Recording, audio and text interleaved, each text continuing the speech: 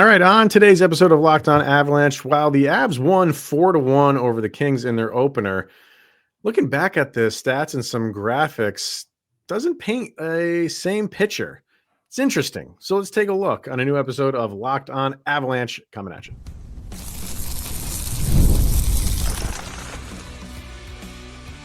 You're Locked On Avalanche, your daily podcast on the Colorado Avalanche.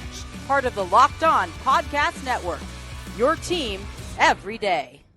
All right, everybody, welcome to another episode of Locked On Avalanche, part of the Locked On Podcast Network, your team every day. I'm your host, Chris Maselli.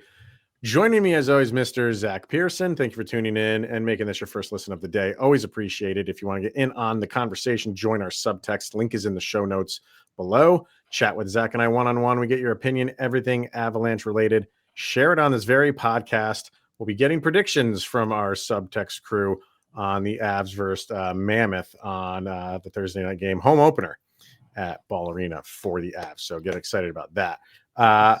Another uniform reveal, and this one was right front and center in front of the Avalanche, and maybe that's given us some hope on what could be coming for the Avalanche. I did say after the season starts, they're just going to randomly drop it at a game one day and start selling it.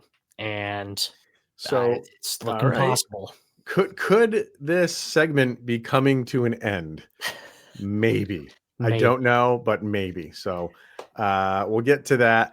There were a couple more extensions signed in the NHL on Wednesday, and it just seems to be going down the road of what it's looking like for a Martin Necas extension. We'll talk about that. But let's start kind of button up the Avs and Kings in the season opener because, yesterday we record minutes after the game is over. And, we broke it down and we were honest about it wasn't like complete domination from beginning to end, and how the second period was really what kind of won this thing for the Avalanche. And the third period was really Kings, but that's to be expected. When you're down, you have to force the issue. And then throughout the day, I'm always going through stuff and looking at different sites and different graphics and different stats. And I'm like, wow, this was not as much of a blowout, as much of a 4-1 blowout can be when it comes to numbers and things like that. So I want, and I think we're going to do this a lot on days following, kind of the in between, like how we do like the morning leftovers. We're going to do a lot more stat stuff for that because this one is interesting.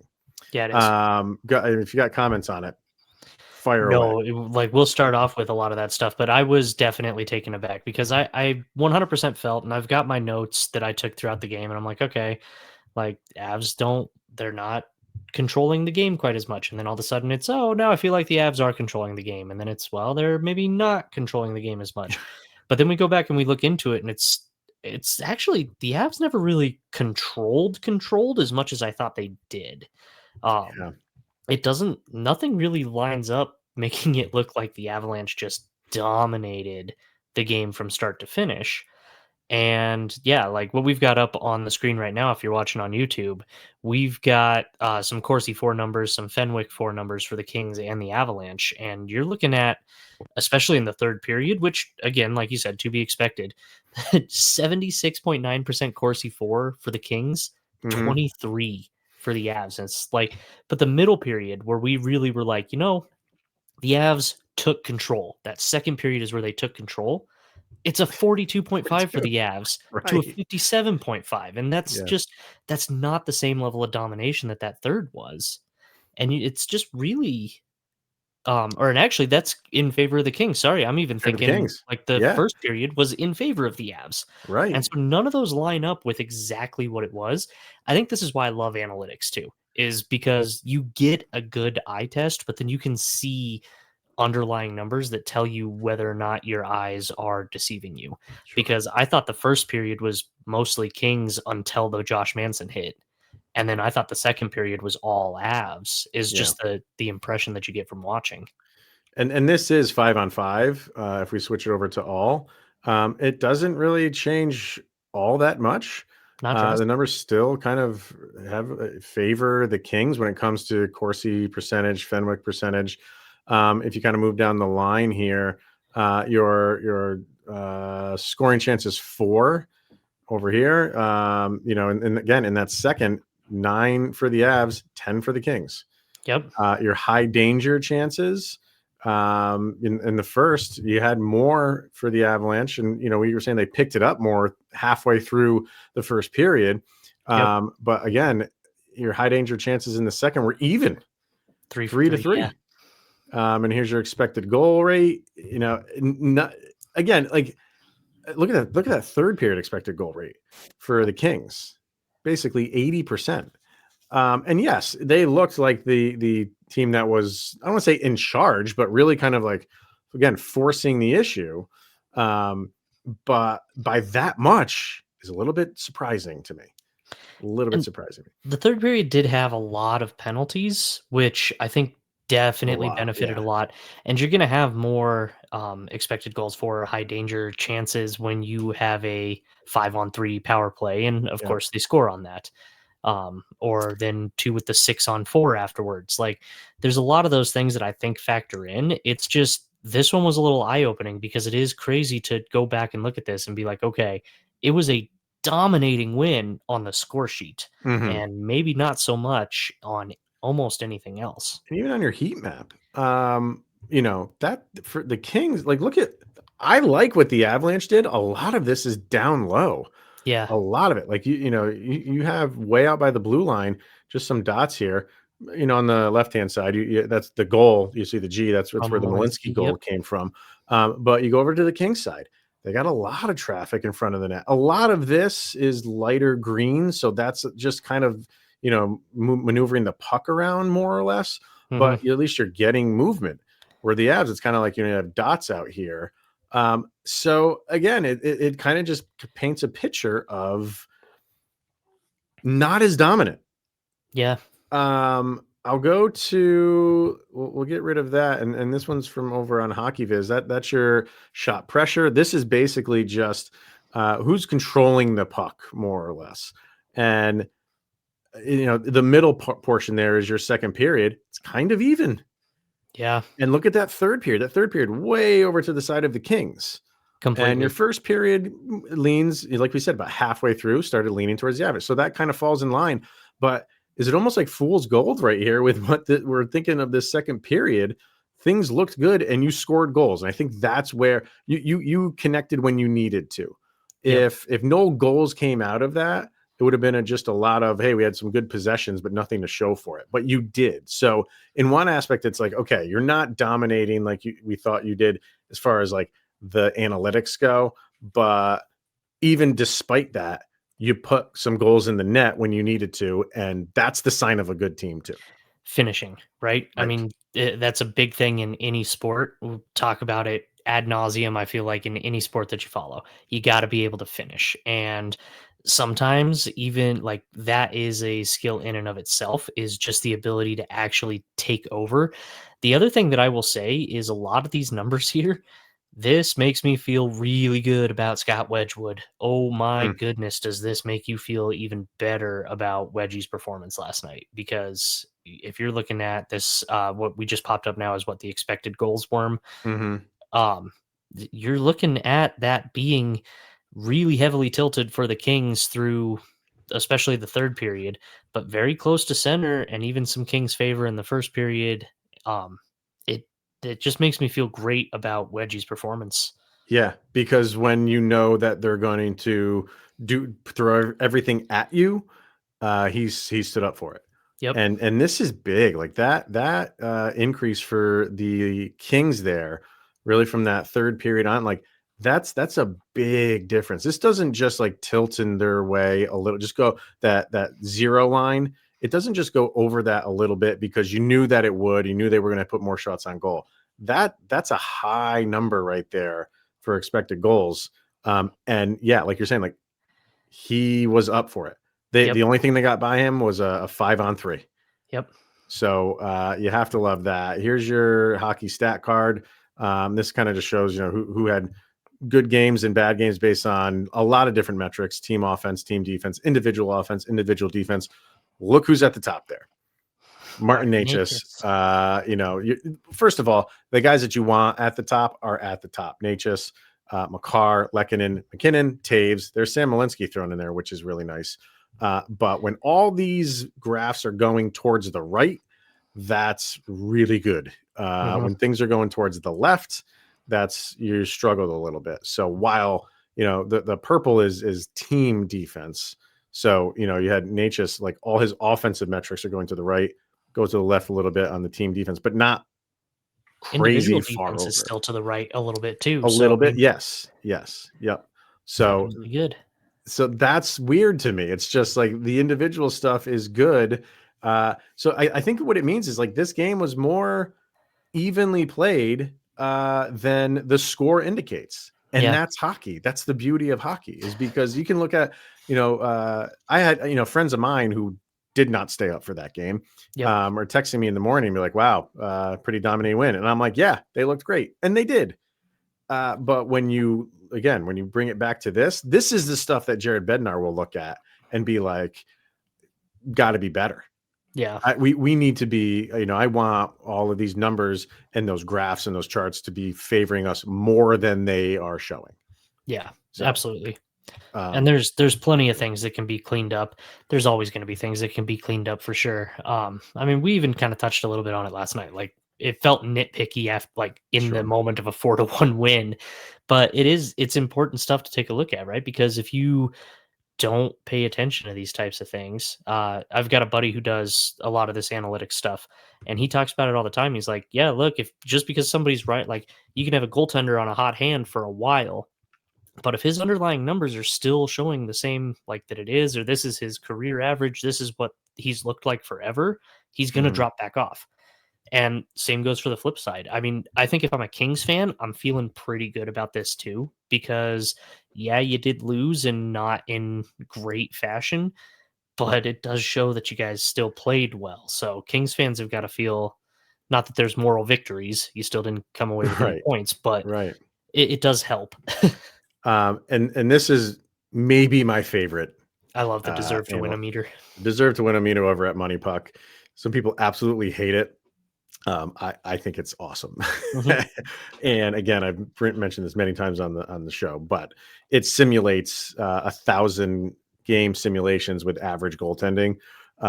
And the majority of the time, the team that wins is usually over 50% in the deserve to win meter. But every once in a while, you get something like this. And look at that. You have the Kings, 55% of the time they win this game. Crazy. I mean, it's crazy. It's crazy. Absolutely crazy. So I think that there's a lot to be said here. And it's, while, metrics and numbers and stuff like that don't tell the whole picture. Clearly they don't here because the Avalanche won the game. But there are things that you can take this stuff and improve on it, and not just say, hey, it was a walk in the park. It wasn't. But this also shows, even when the Avs aren't playing their best game, they're a tough team to beat. So then just imagine what their best game looks like. Right. That's the scary part. That is the scary part. So as these guys start to gel as the season goes on, you just got to feel like, and honestly, I think this is exactly the kind of start that you want. You want to have a wins, but maybe with slower metrics, because you don't need to, you want to pocket those wins for now, and then you want to get hot at the end of the season. Yep.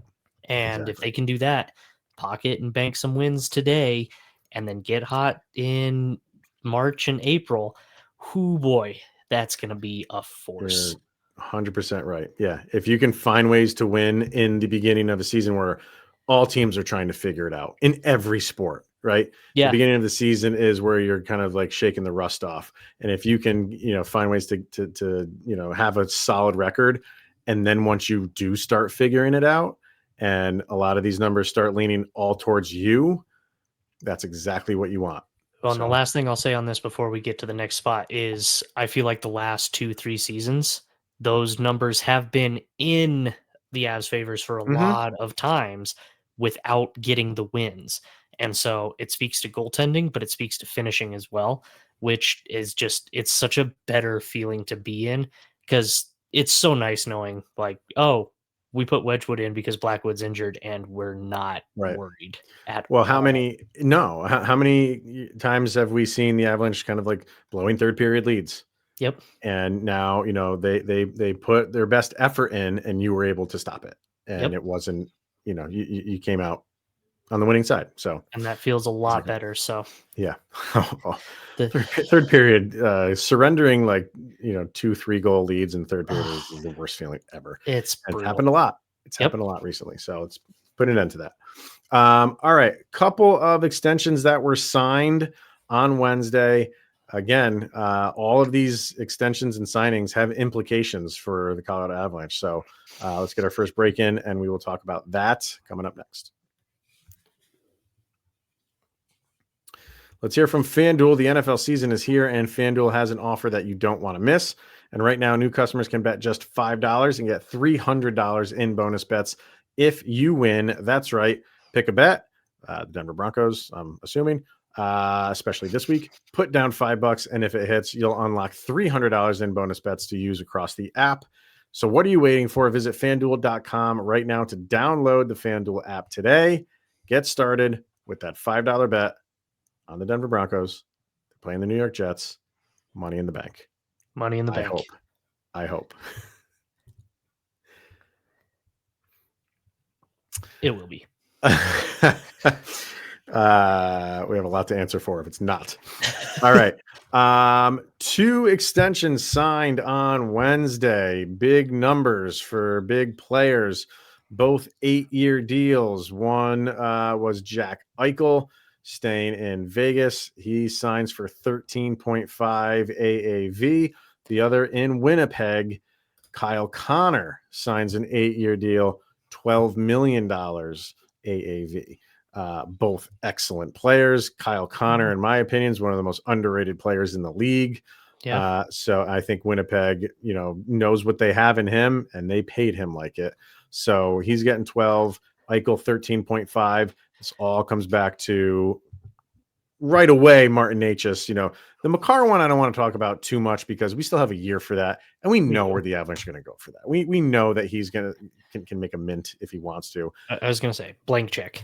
Yeah, exactly. The one that's more immediate, obviously, is the Martin Necas one. So yep. I think we need to start being accepting the fact that where we thought the Avalanche were going to have an overpay, it is going to be what even we more. Say is an overpay. I don't even really like it. It might be easy to say it's an overpay now, but if they sign him tomorrow for 11 or 11 and a half, people are going to throw out the overpay title, and that's okay. But then let the season play out, and let's see what that. I agree with that entirely. Yeah. And I'm just going to make a real quick comparison to what the Broncos did this offseason, because when they signed Nick Bonito to a contract, a lot of people said overpay on Nick Bonito. Dude already leads the NFL in sacks in week 5 and is on pace to break every sack record that there is just playing obscenely well. Right. If the Avs can lock Necas in at, and it's kind of painful to say, but they're even going to have to go up to like that 12 mark. I think the Kyle Connor... Yeah. I don't know if they are, but I think that might be where they have to get to. But then if Necas can play on that 164 goal season pace that he's currently on as of right now, then, obviously you're blowing that out of the water. Right. But I mean, legitimately though, if he can play on a high level that we expect from him, then maybe you're looking back at this in 3-4 years after you make it work, however you make it work, and going, wow, that actually is a good contract and not a crazy overpay. Right. He's going to have to do the one thing that our very good friend Vargar needs him to do as well, and that is play well in the playoffs. Sure. But if he can do that, if you can play well and you can show up and do it in the playoffs, then that 12 million is going to be a tough pill to swallow at first, but it's going to be what they might end up having to be at. I think 11 to 12 is not out of the realm of possibility. I think that's where we are now, man. I do. I think 12 at the very high end. And, if that's what he signs for, the immediate reaction is going to be, why don't you just keep Mikko? And we can't keep saying this enough. I think they wanted to sign him for 12 and it wasn't happening.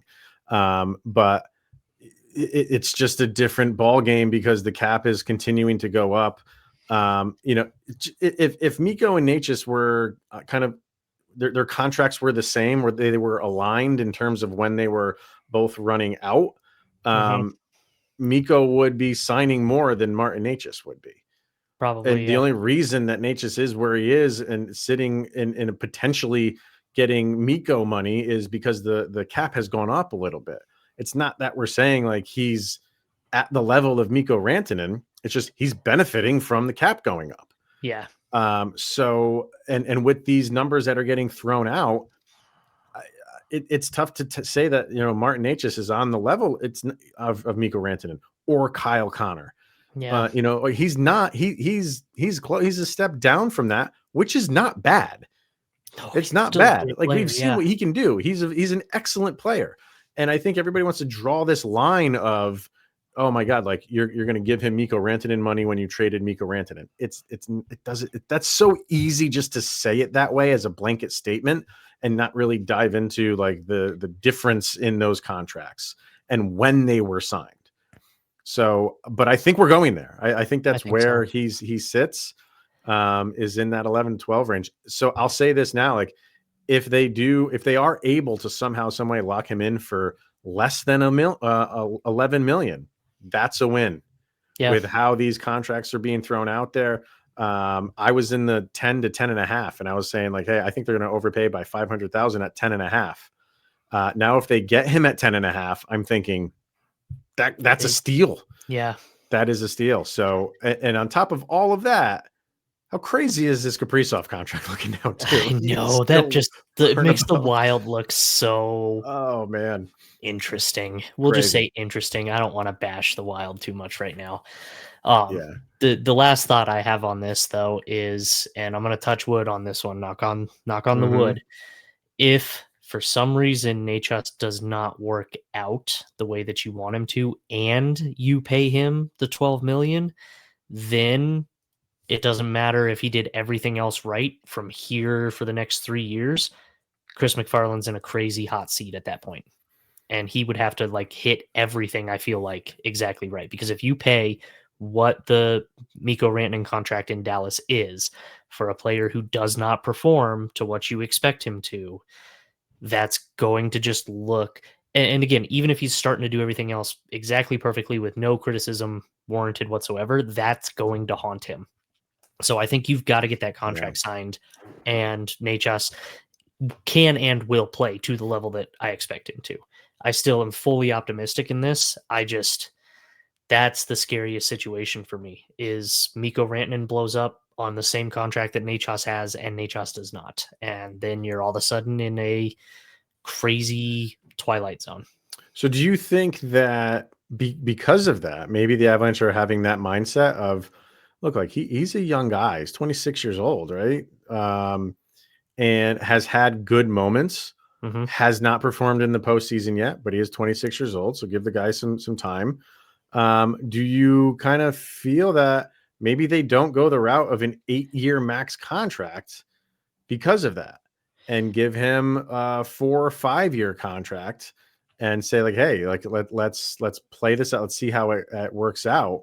Yeah. Because you sign him to 8 years and he doesn't, worst case scenario, he doesn't work out the way that you want it to. Like, number one, that's going to be a impossible contract to move. Yeah. And now you are, stuck with him, or you have to eat some of it in a trade, which doesn't help your cap either. No, it's just a nightmare. It's a nightmare scenario if the worst case scenario plays out here where, he's not working out. Again, we feel that he will. 100%. But do you think, just to be on the safe side, the Avs go shorter term just to make sure? And then the next time we extend, here's your 8-year deal, because if he goes 5 years, that puts him at 30, 31, 32. And then you can still have another good contract after that. Still could. I really don't know, because 31, 32, you could do a 7 max, which will be the new max when that obviously comes back up. Then that puts him at 40. Possible. I could see that. Maybe a 4 and get him to where he's a UFA at 30. At 30? And then a 7-year puts him at at 37. I think that's probably, if you wanted to go that route, I don't hate that entirely. And then you're also you're not locked in as much. You could go for maybe a little bit higher dollar with a little bit shorter term. Yeah. I'll tell you one thing. I am really glad that I do not have to make those types of decisions, and I just get to talk about the possibilities and what I think might happen. Right. Because I don't want everybody coming after my job if I do something and it ends up not working out the way it's supposed to.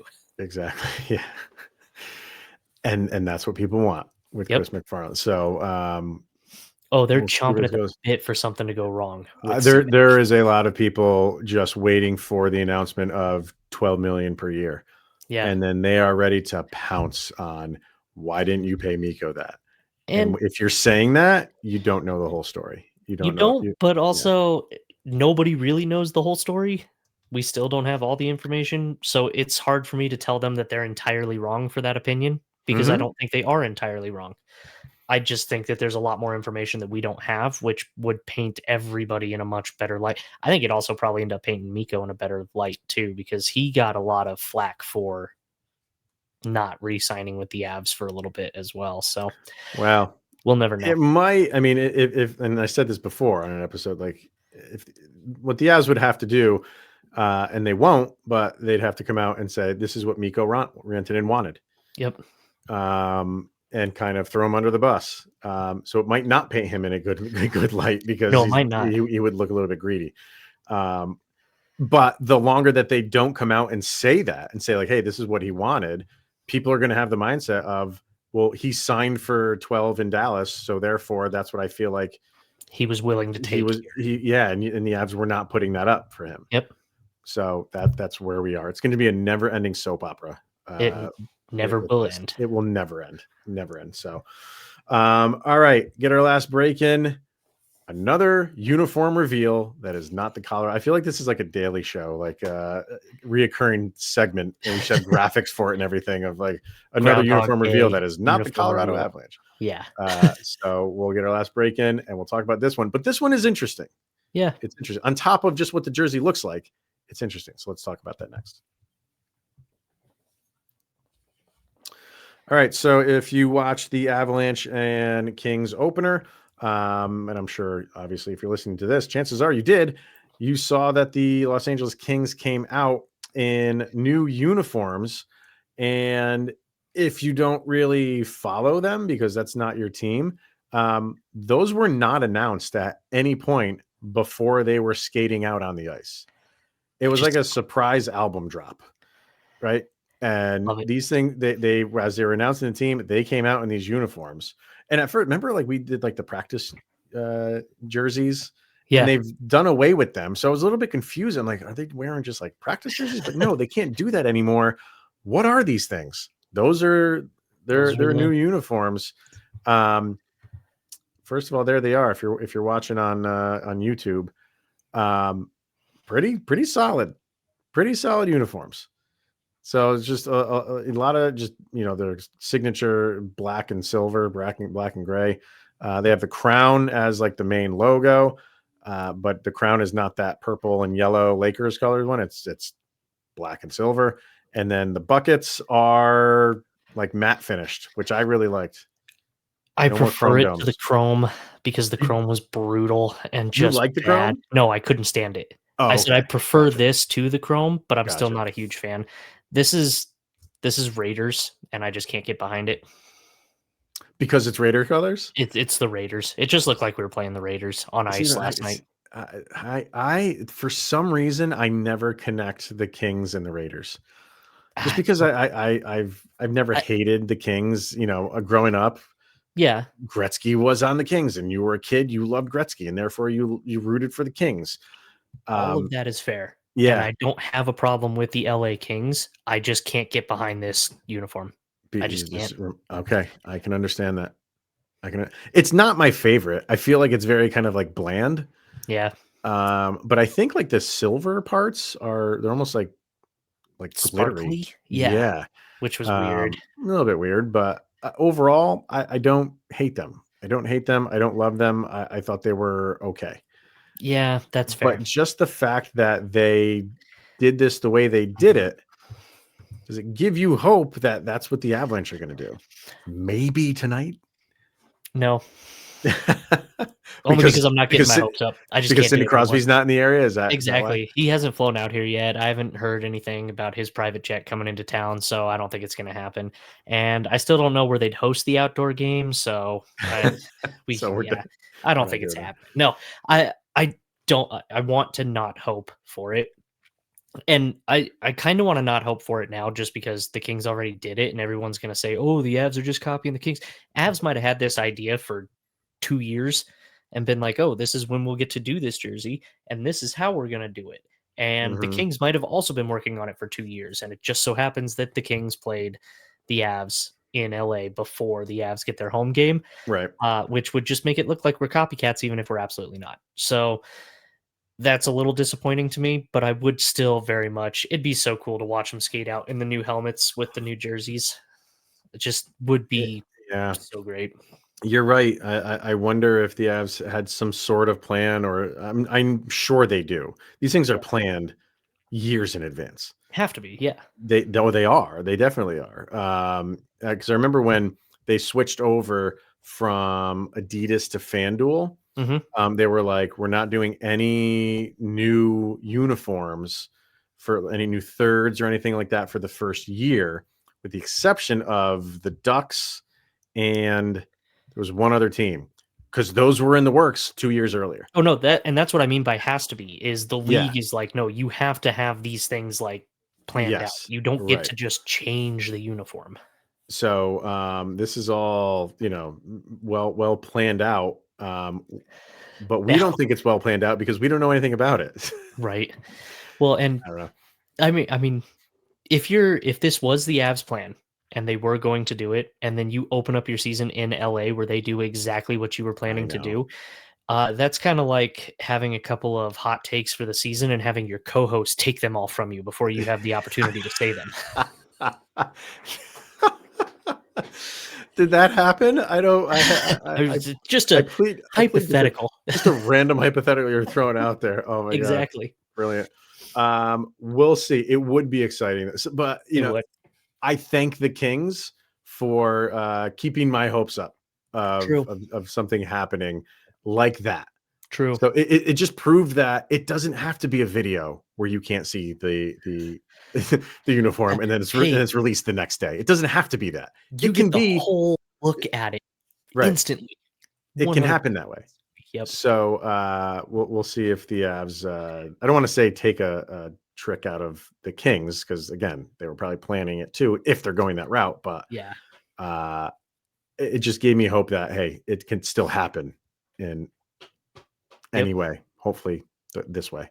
Possibly. All right. I just want to get to some subtext people throwing out some predictions for this game with Utah, and we'll kind of wrap things up here. So I'll throw it to you last and get your prediction. So we got Coy says Avs 3-1. Nate Dogg with the hat trick. So McKinnon gets all of them. I don't know if it's the natural variety. He didn't say if it was a natural hat trick or not. Don't really care, but if he's getting all of them, that's great. Right. Shorzy says Avs 3-0. Adam says, I think the game would be closer than what we would probably like, but I think the Avs can still get it done. Final score 3-2 in overtime. Game-winning goal from Big Val Nichushkin once again. We get those at least one all the time, and I don't know 2 games in a row with the Big Val overtime winner. And I think it's Adam who does it all the time. That's possible. Hey, just keep guessing it till you get it, and then you'll look like a genius. And then when that happens, then you flip over to Lehkonen as the overtime winner. Yep. Madam Battleaxe 4-2 Avs also predicts it will go into overtime, and shouldn't say who wins it in overtime. She just says one of the goals will be a power play goal from Ross Colton, of all people. Interesting choice. Did you say she predicted 4-2 and go to overtime? 4-3. Sorry. 4-3. Okay. Okay. I don't know if you did. I might have just heard 2. Okay. And I was trying to figure out, like, they gonna get 2 pucks on the ice in the net at the same time. It'd be pretty awesome. Yeah. The puck will get shot in, bounce right back out. We throw it in again, and they count it as 2. Perfect. Happens all the time. Vargar, tight game. Avs in OT. Man, this thing's going to overtime, I guess. 3-2. He says Necas goes for that bag and scores. Also, Brindley scores. Makar wins it in overtime. And he says, watch Simashev, amazing defender, only 20 years old. I am excited to kind of watch him play. Yeah. I watch him a lot. Let's see. We got Dan says more of a hope. Doesn't really give the score, but says Avalanche released a 30th anniversary jersey at game time. Do like the Kings did last night. Yeah, yep. You read our mind. And Hoffakorn says something very similar. Third jersey reveal for the Avs. 5-4, they win it. Necas with 2 more goals. I'll say that 164 pace. Keep it going. If I'll say Avs win this, I think they're just gonna correct some things that happened in game 1. The struggle for Utah is goaltending. Yeah. So they're a solid team. They're a solid team. They're on the rise, but they're players that they've got behind have to pan out. Some of them are. I like their team, but you can exploit them on the defensive end and in goal.